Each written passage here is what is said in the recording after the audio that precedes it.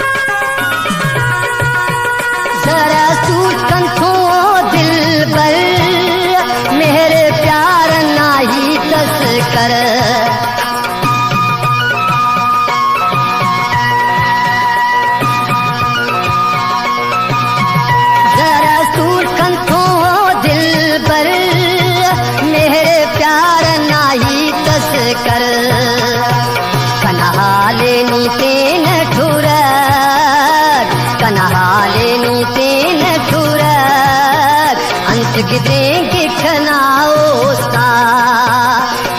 जी ने हजार बार जी कनसा है सनम ने के कुर्बान जी ने हजार बार जी कनसा है सनम ने के कुर्बान।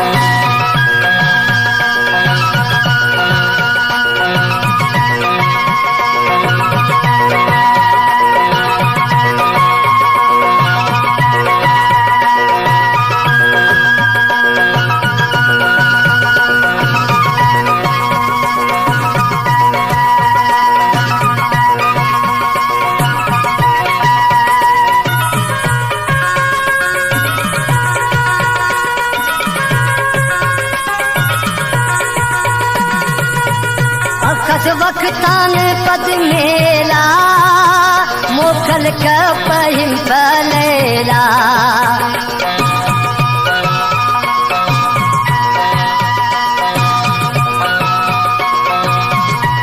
खस वक्ता पद्मस मेला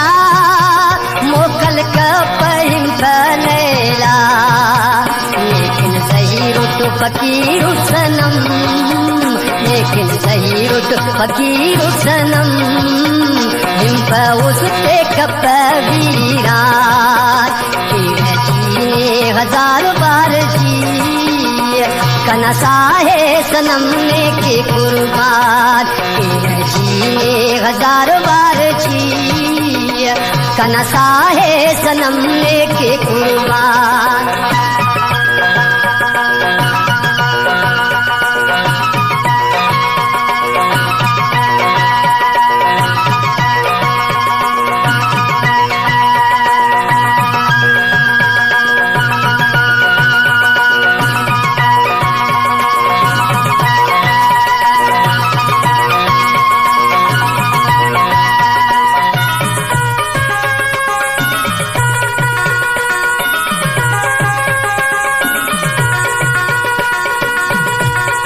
दर्द गमा था दवा ऐनो हेसने तेनत खुदा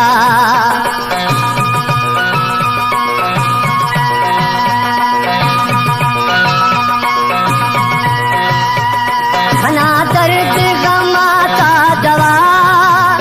ऐनो हेसने तेनत खुदा दानने करनी कंतो पसर पदकाश अल्लाह ना निगहबान तेरे जी ने हजार बार जी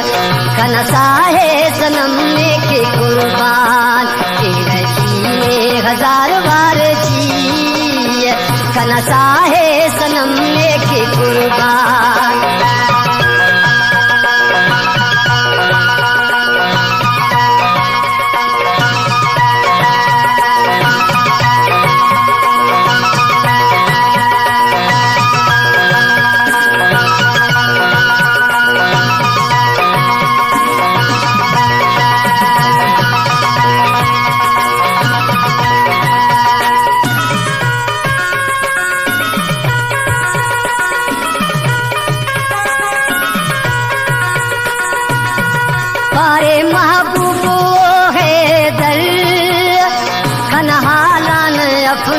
खबर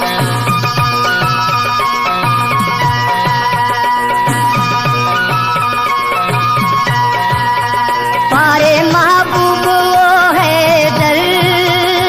कन्हालान अपने खबर जिंदगी के खना दे गम से तो नने नंद सोगी बखेव अरमान तेरे